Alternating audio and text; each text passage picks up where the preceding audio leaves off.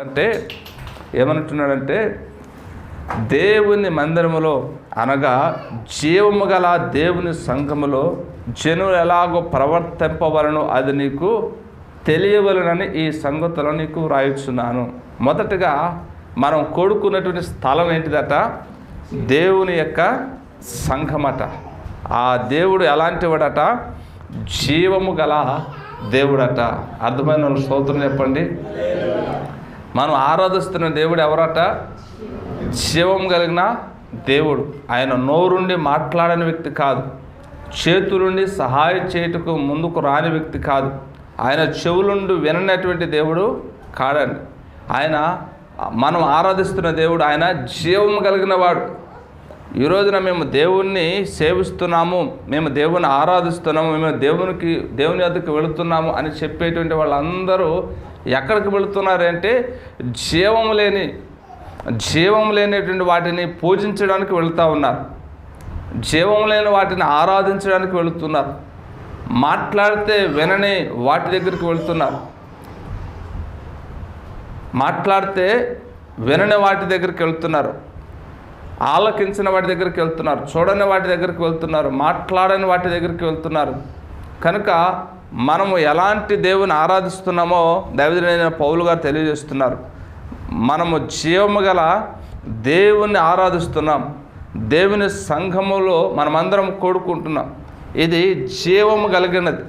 ఎలాంటిదట? దేవుని యొక్క సన్నిధి, దేవుని యొక్క సంఘము జీవం కలిగిన దేవుడు ఎవరై ఉన్నాడంటే ఆయన జీవం కలిగిన దేవుడై ఉన్నారు.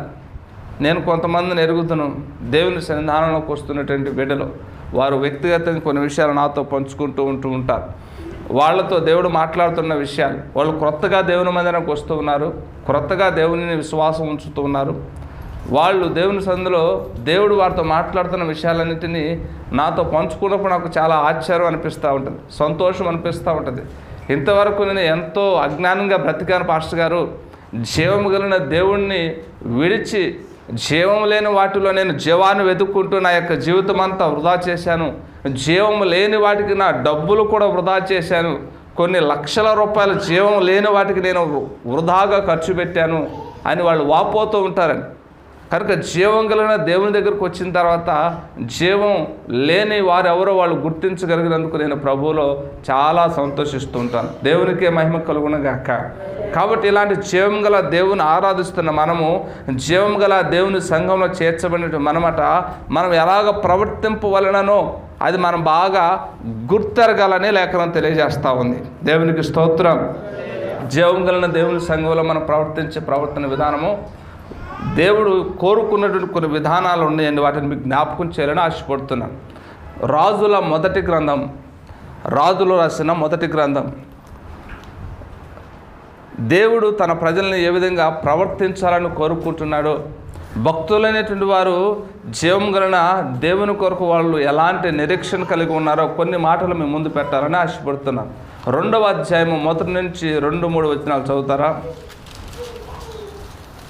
రాజుల మొదటి గ్రంథము 2వ అధ్యాయము 1-2 వచనాలు.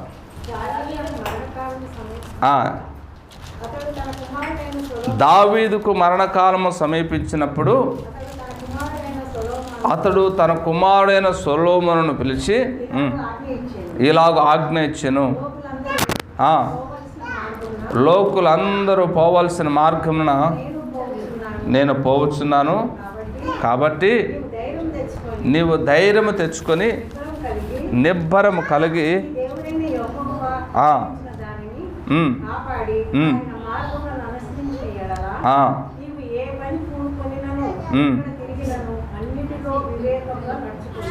దేవునికి స్తోత్రం.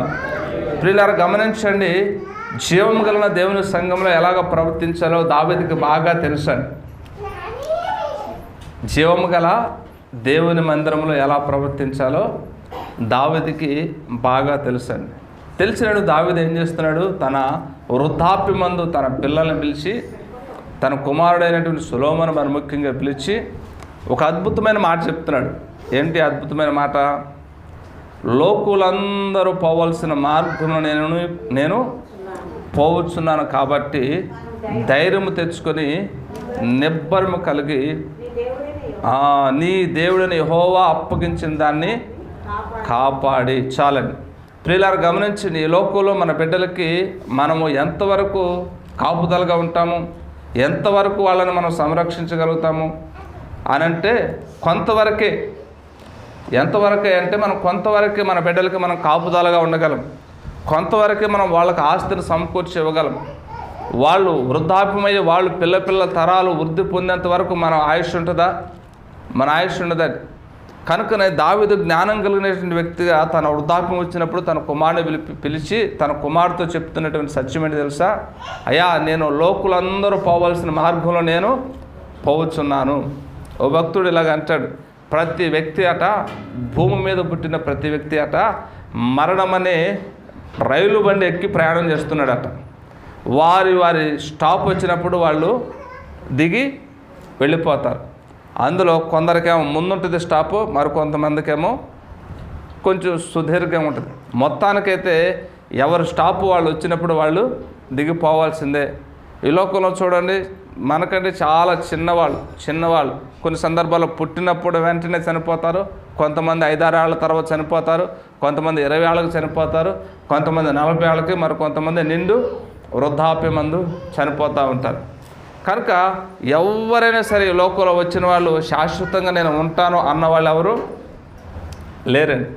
ఉన్నారు ఎవరైనా అలాంటి వాళ్ళు? శాశ్వతంగా అప్పటి నుంచి ఇప్పటివరకు ఉన్నవాళ్ళు ఎవరైనా ఉన్నారా? ఒకవేళ అదే జరిగితే భూమి సరిపోదు. అలా కనుక జరిగితే భూమి మీద పండించే ఆహారం సరిపోదు. మనుషులు పీకు తినాల్సిన పరిస్థితి, కరువు ఏర్పడుతుంది. కనుక జీవం గల దేవుని మందిరంలో ప్రవర్తించడానికి గురించి దావీదు ఎరిగి తన బిడ్డలకు చెప్తున్న ఒక చక్కటి మార్గం ఏంటంటే, అయ్యా, నేను చనిపోతాను, నేను అందరూ పోవాల్సిన మార్గంలో నేను కూడా పోతున్నాను, కానీ చనిపోని వాడు ఒకడు ఉన్నాడు, మన కొరకు నిత్యము ప్రార్థిస్తున్నటువంటి సృష్టికర్త అయిన ఒక ఆయన ఉన్నాడు. కనుక ఆయన మీరు గట్టిగా పట్టుకోరండి, ఆయన మీద ఆధారపడండి, ఆయన్ని నమ్మండి. ఆయన మిమ్మల్ని కాపాడే విషయంలో కునుకడు, నిద్రపోడు. కాబట్టి మీరు ఆయన మీద గురి కలిగి జీవించండి. జీవము గల దేవుని మందిరంలో ప్రవర్తించే ఒక చక్కటి విధానాన్ని తండ్రిగా తన బిడ్డలకు నేర్పుతున్నాడు. కనుక దేవుని బిడ్డలారు గమనించండి, ఈ మధ్యాహ్న కాల సమయంలో మన బిడ్డలకు మనం నేర్పగలిగినటువంటి ఒక క్రమం ఏదైనా ఉందంటే, ఇదిగో జీవము గల దేవుని మందిరంలో ఇదిగో కంటిన్యూగా మనం ఆయన సన్నిధిలో కనపడినట్లుగా మన యొక్క ప్రవర్తన విషయంలో దేవునికి మనం అప్పగించుకునే విధంగా దావీదు చెప్పినట్లుగా మన బిడ్డలకు మనము నేర్పేవారుగా ఉండాలి. దేవునికి స్తోత్రం. కాబట్టి మనం నిజంగా ఈ లోకంలో వాళ్ళకి ఇవ్వగలిగిన ఆస్తి ఏదైనా ఉందంటే దేవుడు మాత్రమేనండి. దేవునికి స్తోత్రం. ఈ రోజున అనేకులు వాళ్ళ బిడ్డల కొరకు ఆస్తులు బాగా కూడబెడితే ప్రయత్నం చేస్తూ ఉన్నారు, అహర్నిశలు కష్టపడుతూ ఉన్నారు. అయితే ఆ ఆస్తి వారిని రక్షించదు, ఆస్తి వారిని నిత్య జీవనానికి ప్రవేశించేటట్టుగా చేయదు. నేను విన్నాను, విజయవాడ ప్రాంతంలో ఒక పల్లెటూరు 100 ఎకరాల భూస్వామి అట అతను. ఎన్ని ఎకరాలు? అయ్యే బాబోయ్, ఆయనకు 100 ఉంది, కనీసం నాకు ఒక్కడు కూడా లేదని బాధ వస్తుంది ఒక్కోసారి. మీకు కూడా అలాంటి బాధ ఏమైనా ఉందా? బాధపడమాకండి, ఎందుకంటే ఏది కూడా శాశ్వతం కాదు. అన్ని ఎకరాలు ఉన్న ఆసామి విడిచిపెట్టిపోయాడు, ఏమీ లేని ఆ యొక్క ఆసామి దగ్గర పనిచేసేటువంటి ఆయన విడిచిపెట్టిపోవాల్సింది. ఏది ఎవరితో వెంట రాదు. అందుకే కాబోలు ఒక పాట రాశాడు ఒక భక్తుడు, సంపాదన కోసమే పుట్టలేదు నీవు, పోయేటప్పుడు ఏది పట్టుకొని పోవు. సంపాదన కోసమే పుట్టలేదు నీవు, పోయేటప్పుడు ఏది పట్టుకొని పోవు. పోతున్న వారిని నీవు చూచుటలేదా, పోతున్న వారిని నీవు చూచుటలేదా. బ్రతికి ఉన్నవారు నీకు పాఠమే కాదా, బ్రతికి ఉన్న నీకు వారు పాఠమే కాదా. ఈ జీవితం విలువైనది, నరులారా రండని సెలవైనది, దేవుని సెలవైనది. సిద్ధపడినావా చివరి యాత్రకు, సిద్ధపడినావా చివరి యాత్రకు. యుగ యుగాలు దేవునితో ఉండుటకు నీవు ఉండుటకు ఈ జీవితం విలువైనది, నరులారా రండని సెలవైనది, దేవుని సెలవైనది. దేవునికి స్తోత్రం. ఈ యొక్క దావీదు యొక్క జీవితాన్ని గమనించినట్లయితే దావీదిస్తున్న సాక్ష్యం ఏంటంటే, అయ్యా నేను వెళ్ళిపోతాను, కానీ మీకు తోడుగా నిత్యం ఉండేటువంటి ఒక ఆయన్ని మీకు పరిచయం చేసి వెళ్తున్నానని ఏ దేవుని గురించి పరిచయం చేసి అతడు ఈ లోకయాత్ర ముగించాడండి. విజయవాడ ప్రాంతంలో ఒక పల్లెటూరు అని చెప్పాను కదా, ఆ పల్లెటూరులో ఒక 100 ఎకరాల ఆసామి ఉన్నాడట. ఆ 100 ఎకరాల ఆసామికి ఒక్కడే కొడుకు.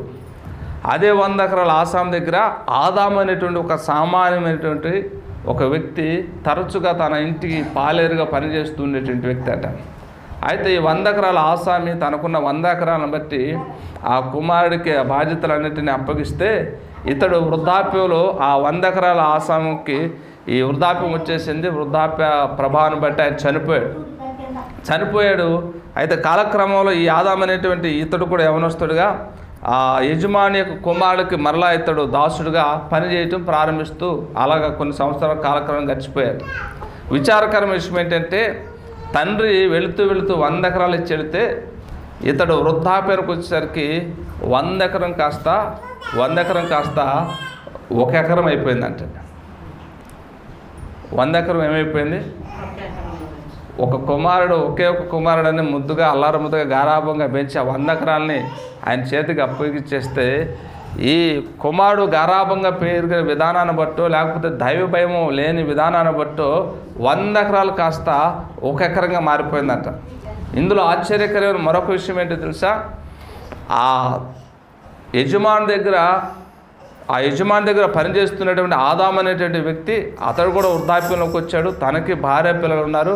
తన యొక్క కుమారుని దేవుని కృపను బట్టి చదివించుకుంటూ దేవుని యందు భయభక్తులు కలిగిన వానిగా పెంచుతూ దేవుని కృప మీద ఆధారపడి దేవుని యందు భయభక్తులు నేర్పుకుంటూ చిన్ననాటి నుండి సండే స్కూల్కి పంపిస్తూ దైవ మార్గంలో పెంచినందున అతడు ప్రయోజకుడై అమెరికా ప్రాంతానికి వెళ్ళి అమెరికా ప్రాంతంలో ఒక ఉన్నతమైన ఉద్యోగంలో చేరి బాగా డబ్బులు సంపాదిస్తూ తండ్రికి పంపిస్తూ ఉంటే ఆ తండ్రికి పంపించేటువంటి ఆ డబ్బులతోటి అక్కడే అదే గ్రామంలో ఉన్నట్ట అతడు కూడా 25 ఎకరాల భూస్వామిగా మార్చబడ్డాడట.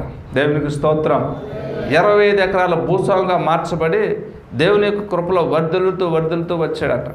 ఈ 100 ఎకరాల ఆసామి కొడుకు ఆ 100 ఎకరాన్ని కూడా అమ్మేసుకొని ఈ పనివాని యొక్క పొలంలో పనిచేసే వ్యక్తిగా మారిపోయాడంటండి. ఒకరోజు తన కుమారుడు అమెరికా దేశం నుంచి తిరిగి వచ్చినప్పుడు తండ్రి కూడబెట్టినటువంటి ఆస్తితో తాను పంపించినటువంటి ధనంతో కూడబెట్టిన పొలాలన్నింటిని చూపిస్తూ, నాన్న నువ్వు పంపిస్తున్న ప్రతి రూపాయి నమ్మకంగా ఇక్కడ పొలాలు కొంటున్నాను, ఇదంతా మందే అని ఇదంతా చూపిస్తూ ఉంటే అక్కడ ఒక ఆయన తలకు పాగా చుట్టుకొని పని చేస్తూ ఉంటే వాళ్ళ తండ్రిని అడిగాడంటే, నాన్న ఎవరైనా పని చేస్తాడంటే మన పొలంలో అని అంటే ఆయన ఎవరో కాదు నాన్న, గతంలో ఈ పొలాలకు ఆయనే యజమాని, ఇక ఏ పని లేని పరిస్థితుల్లో మరి మన పొలంలో పని చేస్తానంటే తప్పక మరి ఆయన పనిలో పెట్టుకున్నాను. గతంలో ఈ పొలాలు కూడా వాళ్ళవే, కాకపోతే కొన్ని బలహీనతలను బట్టి వ్యసనాలను బట్టి అన్నిటినీ అమ్ముకొని ఇప్పుడు ఒక కూలివానిగా పనిచేస్తూ ఉన్నాడంటే అతనికి చాలా జాలేసిందంట యవనస్తుడికి. అయ్యో అంత గొప్ప ధనవంతుడు, ఆ బయోడేటా అంతా కూడా తండ్రి కుమారుడికి చెప్పాడట. అవునా, అలాంటి పరిస్థితుల్లో బతికాడా? సరే, అలాంటి వ్యక్తి మన దగ్గర పనిచేయటం కూడా మంచిది కదా నాన్న. ఆయనకు ఒక సొంతంగా 1 ఎకరం పొలం మనం ఇచ్చేద్దాం, సొంతంగా ఒక పొలం ఎకరం ఇచ్చేది, ఆయన ఆ పొలం పని చేసుకుని ఆ పొలంతో తన భార్య బిడ్డల్ని బ్రతకమని చెప్పు. అంత ఉన్నతమైన స్థితిలో బ్రతికిన వ్యక్తి మరలా మన దగ్గరికి ఇలా కూలికి రావటం కొంచెం నాకే బాధగా అనిపిస్తూ ఉంది. ఆయన కుమారుడు దేవుని యొక్క జాలిని బట్టి కనికరాన్ని బట్టి 1 ఎకరం పొలం అట్ట మరలా తిరిగి ఆయన పేరున రాశాడంటే. ఈరోజున ఎవరైనా అలా చేసేవాళ్ళు ఉన్నారా? ఇంకాస్త కూర్చుకొని ఇంకాస్త ఎక్కువైతే బాగుండు, నేను ఒకరికంటే మిన్నగా ఉంటే బాగుండు అని ఆలోచించేవాళ్ళే. కానీ అలాగ జాలి పడేటువంటి వాళ్ళు చాలా అరుదుగా ఉంటారని. అప్పుడు ఆ యజమానుడు అడిగాడట, ఆ యొక్క పనివాడుగా మారిన యజమానుడు అడిగాడట, అయ్యా ఇది మీకు ఎలా సాధ్యమవుతా ఉంది? మీరు ఇలా నాకు ఎలా 1 ఎకరం పొలం పూర్తిగా నా పేరున రాయగలుగుతారు? ఇది ఎలా సాధ్యమైందనంటే ఆ యవనస్తుడు చెప్పాడట, గతంలో ఇవన్నీ మీవే కదా, కాకపోతే దేవుని యొక్క కృపలో మేము బాగుండి దేవుని దయ మా మీద కనికరం మెండుగా ఉండి ఇప్పుడు మేము ఈ స్థాయికి వచ్చాము. కాబట్టి దేవుని యొక్క కృపను బట్టి దేవుని యొక్క ప్రేమను బట్టి మాత్రం ఇది మీకు చేయగలుగుతున్నాం. ఒకప్పుడు ఇవన్నీ మీవే, కాకపోతే కాలం ఇప్పుడు ఒకలాగా ఉన్నది కాబట్టి కాలానికి అనుగుణంగా అన్నీ మారిపోతా ఉన్నాయి. ఈ విధంగా ఉండటానికి గల కారణం మా దేవుడే. ఆ దేవుని ప్రేమను బట్టి మరలా నేను తిరిగిస్తున్నాను. మీరు అన్యదా భావించకండి, మీరు తీసుకోండి, మీరు ప్రశాంతంగా ఉండండి. ఇప్పటికైనా మీకున్న బలహీనతలను విడిచిపెట్టండి. ఏమంటే పొలాలన్నీ పోవటానికి మనిషికి ఏ బలహీనత ఉండాలో తెలుసా? తాగుడు ఉంటే 100 ఎకరాల పొలం ఏం పోదండి, మరొక బలహీనత ఉంటే కానీ పోదు. ఎక్స్పీరియన్స్ ఏమైనా ఉందా? దేవునికి స్తోత్రం. అలాంటి ఎక్స్పీరియన్స్ ఏమైనా ఉందా? ఉంటే మానుకోండి. ఆయన ప్యాకెట్లు కానీ లాటరీలు కానీ జోదం కానీ ఇప్పుడు ట్రెండ్ మారిపోయింది కదా, బెట్టింగ్స్ వచ్చాయి తెలుసా మీకు? ఎక్కడో విన్నాను వార్తల్లో 10 లక్షల రూపాయలు అప్పు చేశాడట బెట్టింగ్స్లో. పల్లెటూరులో చిన్న చిన్న వ్యవసాయ భూమి 2 ఎకరాల భూమి ఉంటే ఆ వ్యవసాయాన్ని సాగు చేసుకుంటున్నటువంటి తల్లిదండ్రులు ఆడకు పుట్టిన కుమారుడట ఎక్కడో సిటీలో బాగుపడతాడు కదా, చదువుకుంటాడు కదా, ఏదో ఉద్యోగం చేస్తున్నాడు కదా అని నమ్మి అతన్ని సిటీలో వదిలిపెట్టి వాళ్ళు ఊర్లో వ్యవసాయం చేసుకుంటూ ఉంటే ఆ యవనస్తుడు బెట్టింగ్కి పాల్పడట 10 లక్షల రూపాయలు అప్పు చేశాడంటే ఆ 10 లక్షల అప్పు తీర్చడానికి వాళ్ళు పొలం 2 ఎకరాలు అమ్మినా కూడా అప్పు తీరలేదు. ఇంకా అప్పు మిగిలి ఉందని వాళ్ళు భార్య భర్తలు అప్పు తీర్చలేక ఊరు పోసుకుని చచ్చిపోయారంట. ఎంత భయంకరమైన పరిస్థితి. ఎందుకు ఈ పరిస్థితి అంటే ఒకే ఒక కారణం చెప్తాను నేను ధైర్యంగా. జీవం గల దేవుని యందు భయం వాళ్ళకి లేకపోవటం. జీవం గల దేవుని యొక్క సన్నిధిలో ప్రవర్తించేటువంటి విధానాన్ని బహుశా వాళ్ళ తల్లిదండ్రులు వాళ్ళ నేర్పబట్టే కావచ్చు. దేవుని బిడ్డలారు గమనించండి, మనం ఎంతో కాలం ఉండము మన బిడ్డలతో. కాబట్టి దావీదు వలె మన బిడ్డలకు దేవుని మనం ఆస్తిగా ఇచ్చి లోకయాత్ర ముగిస్తే దేవుని సన్నిధిలో ఎలాగ ప్రవర్తించాలో మన బిడ్డలకు నేర్పి వాళ్ళని ప్రభువుకి అప్పగిస్తే ప్రభువే వారి పక్షంగా గొప్ప కార్యాలు చేసుకుంటూ ముందుకు సాగుతాడని. కాబట్టి ఆ 25 ఎకరాలు ఎలాగా ఒక కూలివాడు కొనుక్కోగలిగాడంటే దేవుని బట్టే. ఆ 100 ఎకరాల ఆశ పూర్తిగా 100 ఎకరాలు కోల్పోవడం గల కారణం ఏంటంటే దేవుడు లేకపోవటాన్ని బట్టేనండి. దేవుని లేకపోవటాన్ని బట్టే, దేవుని యందు భయం లేకపోవటాన్ని బట్టే. వాళ్ళ తండ్రికి దేవుని గురించి తెలియదు. ఆ తెలియని తండ్రిని ఆ దేవుని కుమారునికి కూడా పరిచయం లేకపోయాడు. కనుక ఈ పేదవాడు ఒక పాలేరు గొప్ప వ్యక్తికి ఎలాగ మార్చబడ్డాడంటే ఒకే ఒక కారణము దేవుణ్ణి కలిగినందు మూలనే. దేవునికి స్తోత్రం. కాబట్టి మన బిడ్డలకు దేవుణ్ణి ఆస్తిగా ఇచ్చుట కంటే గొప్ప ఆస్తి ఈ లోకంలో ఏది ఉండదండి. కాబట్టి తన బిడ్డలో దేవునితో నిరీక్షణ కలిగినట్లుగా ధైర్యాన్ని ఇచ్చే తల్లిదండ్రులుగా మనము జీవం గల దేవుని సన్నిధిలో ప్రవర్తించాలి. దేవునికి స్తోత్రం. మనం ఏమిచ్చినా వెళ్ళిపోతుందేమో కానీ దేవుని ఇస్తే అది ఎక్కడికి వెళ్ళిపోదండి. ఏమిచ్చినా వెళ్ళిపోతుంది కానీ దేవుణ్ణి మనం కనుక వాళ్ళకి ఆస్తిగా ఇస్తే ఆ దేవుడు వాళ్ళ జీవితకాలం కొనసాగిస్తాడు. ఇశ్రాయేలును కాపాడువాడు కొనుకడు నిద్రపోడు. ఇశ్రాయేలును కాపాడువాడు ఏం చేస్తాడట? కొనుకడు నిద్రపోడు.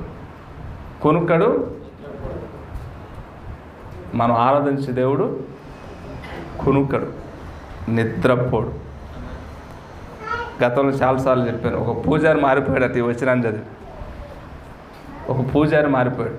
ఎందుకంటే ఆ పూజారి వాళ్ళ దేవుడినట పోయి నిద్రపుచ్చి మళ్ళీ ఉదయాన్నే లేపాలట.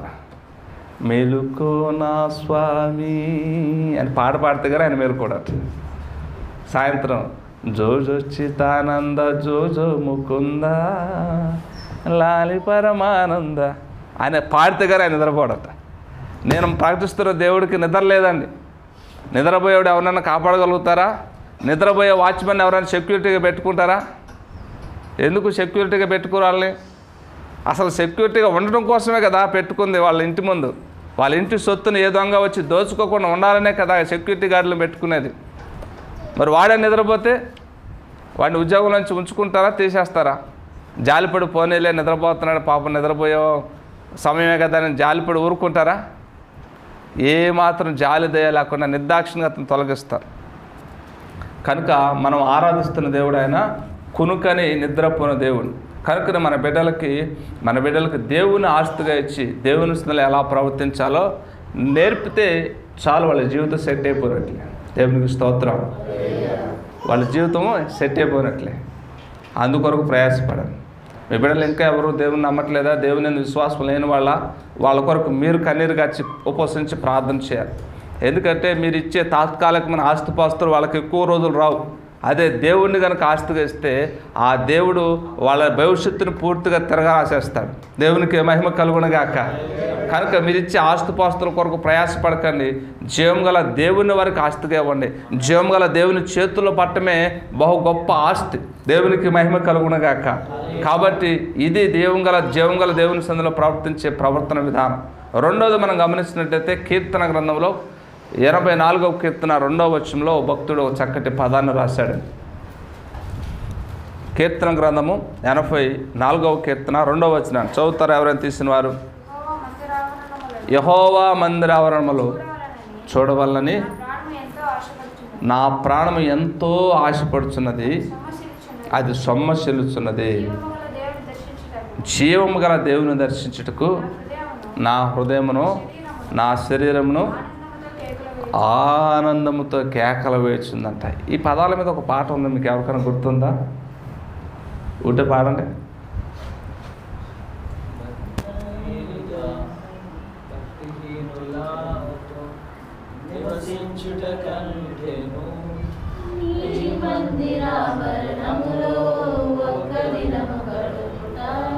కాదు అంతేగాని నేను ముందు చదువుకున్న పదాలేంటి, మీరు ఎక్కడో పదాలకు వెళ్ళిపోతారండి. నా హృదయం ఎంతో జీవము గల దేవుని దర్శింపానందముతో కేకలేయుచున్నది. నా దేహమెంతో నీకై ఆశించే, నా దేహమెంతో నీకై ఆశించే. శాశ్వత కృపను నేను కాలంచగా కనుక నైతే నీ సన్నిధిలో, కనుక నైతే నీ సన్నిధిలో. శాశ్వత కృపను నేను కాలంచగా భక్తిహీనులాతో నివసించుట కంచెను నీ మందిరావరణములో ఒక్క దినము గడపుట.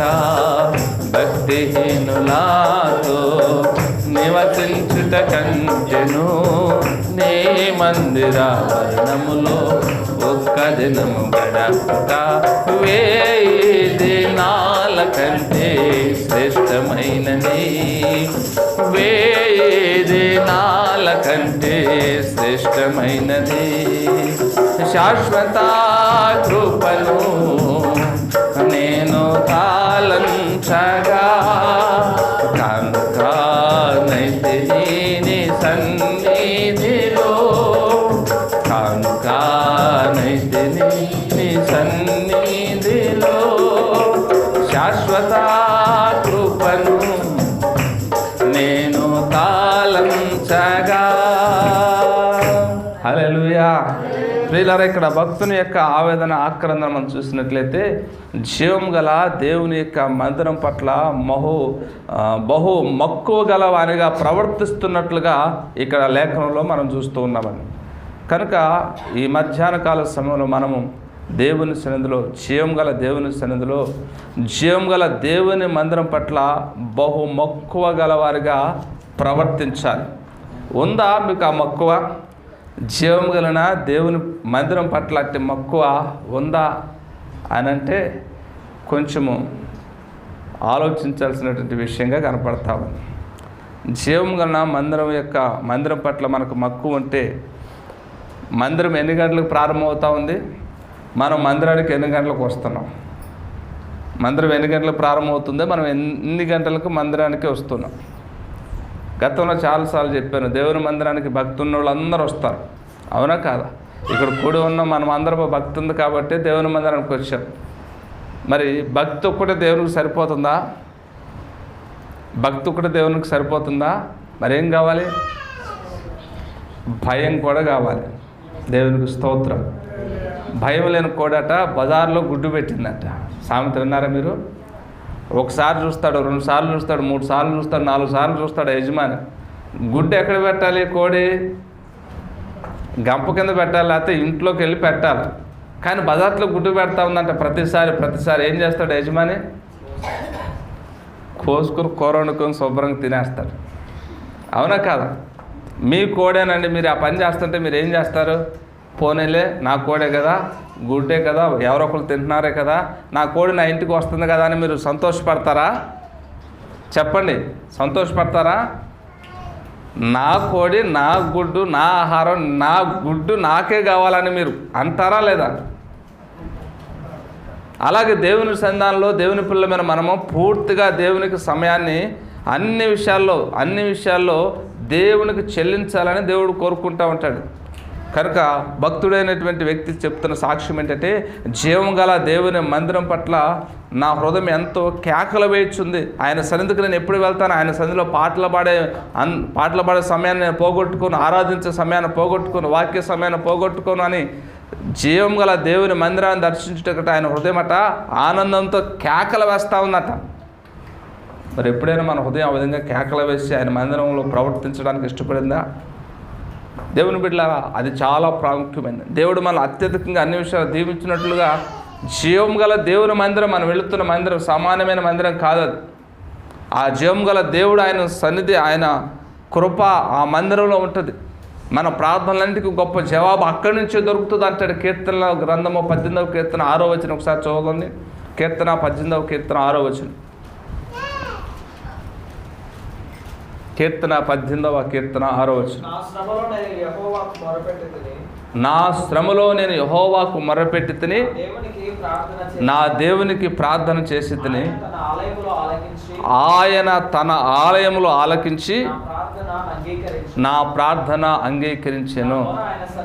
నా మొర ఆయన సన్నిధిని చేరి ఆయన చెవుల్లో వచ్చిందట. దేవునికి స్తోత్రం. మన ప్రార్థన దేవుని చెవుల్లోనికి వచ్చిందట. అయితే ఎక్కడ అనంటే ఆయన మందిరం అని దావీదు సాక్ష్యం ఇస్తున్నాడు. ఎక్కడట? ఇక్కడ దేవుని చెవి ఉంటుందట. ఎక్కడ? దేవుని మందిరంలో దేవుని చెవి ఆయన ఆలకిస్తూ ఉంటాడట. ఎవరు? నా బిడ్డల ఆశతో, ఆతృతతోటి, హృదయ ఆనందంతో, ఇదిగో నేను దేవుని సంధికి వెళుతున్నాను, నా మొరలన్నీ దేవుడు వినాలి, నా పక్షంగా గొప్ప కార్యం చేయాలి, దేవుడు నన్ను స్వస్థపరచాలి, ఇదిగో నాకున్న ప్రతి టెన్షన్స్ నుంచి విడిపించాలి, నాకు మంచి ఆరోగ్యాన్ని కలుగు చేయాలి, ఇదిగో నేను దేవుని సంధికి వెళుతున్నాను, నాకు సహాయం అక్కడి నుంచి దొరుకుతుందని ఎవరైతే ఆశతో పరుగున వస్తారా అని ఆయనట ఎదురు చూస్తూ ఉంటాడంటండి, వారందరికీ వెంటనే రిలీఫ్ దేవుడు అనుగ్రహిస్తాడట. దీనికి సాదృశ్యంగా యేసు ప్రభువు ఒక ఉపమానం కదా జరిగిన వాస్తవమే. షిలోహోమ్ అనేటువంటి ఒక కోనేరు ఉందట. ఆ కోనేరులో ఎవరు మొదటగా దిగుతారో వాళ్ళకి వెంటనే స్వస్థత కలుగుతుందట. దేవుని మందిరానికి మరొక పేరు పెట్టబడిన మరొక పేరు ఏంటంటే షిలోహు. మీరు అక్కడక్కడ షిలోహు ప్రార్థనా మందిరాలు చూసే ఉంటారు పేరు. షిలోహు అనే పేరుకి అర్థం ఏంటో తెలుసా? వేగిరపడి వచ్చు వారికి స్వస్థత అని అర్థం. దేవునికి మహిమ కలుగునగాక. ఈరోజున దేవుని యొక్క శక్తి మనం అనుభవించట్లేదండి. దేవుని యొక్క శక్తి పరిపూర్ణంగా మనం అనుభవించట్లేదు. కారణం ఏంటంటే జీవం గల దేవుని యొక్క మందిరం పట్ల మనకి ఆ భక్తుని వలె మక్కువ లేదు. మక్కువ కలిగితే దేవుడు ఏం చేస్తాడట? 52వ కీర్తన 8వ వచనాన్ని ఒకసారి చదువుతారా? 52వ కీర్తన 8వ వచనాన్ని మనం చదివితే అక్కడ ఒక అద్భుతమైన మాట. దేవుని మందిరం పట్ల మనకు మక్కువ కలిగితే దేవుడు మనట 52:8 కీర్తన. నేనైతే దేవుని మందిరంలో పచ్చని ఒలీవ చెట్టు వలె ఉన్నాను. దేవునికి స్తోత్రం. దేవుని మందిరం పట్ల మనకు మక్కువ కలిగి ఉంటే, దేవుని మందిరం పట్ల మక్కువ కలిగి ప్రవర్తించడం మనకి అలవాటైతే దేవుడు మళ్ళట పచ్చని ఒలివ మొక్క వలె చేస్తాడట. దేవునికి స్తోత్రం. లోకంలో ఒక సామెత ఉంది కదా, ఆ కుటుంబం చూడండి పచ్చగా ఉందంటారు. అవునా కాదు? ఆ కుటుంబం చూడండి, వాళ్ళ బిడ్డలు చూడండి పచ్చగా ఉంది, వాళ్ళ సంసారం చూడండి పచ్చగా ఉందంటారు. పచ్చగా ఉందంటే దాని అర్థం ఏంటిది? వాళ్ళు దీవించబడిన వ్యక్తులుగా ఉంటున్నారు, సంతోషంగా ఉంటున్నారు, సమాధానంగా ఉంటున్నారు, అన్ని విషయాల్లో వాళ్ళు ఆశీర్వదించబడిన వారుగా ఉంటున్నారని దాని అర్థం. ఆ పచ్చదనం ఎక్కడి నుంచి వస్తుందట?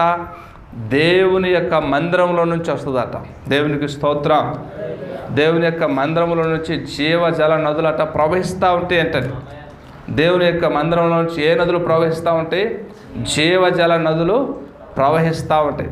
ఆ ప్రవహించే జీవజల నదుల్లో మనం కనుక ప్రవేశిస్తే మనము మన కుటుంబాలు కూడా పచ్చగా మార్చబడతాయి. దేవునికి స్తోత్రం. ఈ రోజున ప్రపంచమంతా కూడా క్రైస్తవం గురించి ఒక గొప్ప సాక్ష్యం చెప్పగలుగుతుంది. ఏంటంటే క్రైస్తవులందరూ కూడా దేవుని యొక్క కృపలో వాళ్ళు సంతోష సమాధానంగా పచ్చగా జీవించగలుగుతున్నారు అని అన్ని జనులు సైతం సాక్ష్యం ఇవ్వగలుగుతున్నారు. కారణం ఏంటంటే ఈ జీవం గల దేవుని మందిరంలో జీవజల నదులట ప్రవహిస్తూ ఉన్నాయి కాబట్టి అది సాధ్యం. దేవునికి స్తోత్రం. కాబట్టి దేవుని మందిరం పట్ల మనము బహు మక్కువ కలిగి ప్రవర్తిస్తే అది మనకి ఆశీర్వాదంగానే మార్చబడుతుంది. దేవునికే మహిమ కలుగునుగాక. కాబట్టి జీవం గల దేవుని మందిరంలో ప్రవర్తించడం మనము నేర్చుకోవాలి. జీవం గల దేవుని మందిరంలో ప్రవర్తించే విధానాన్ని దావీదు తన కుమారులకు చెప్పాడు.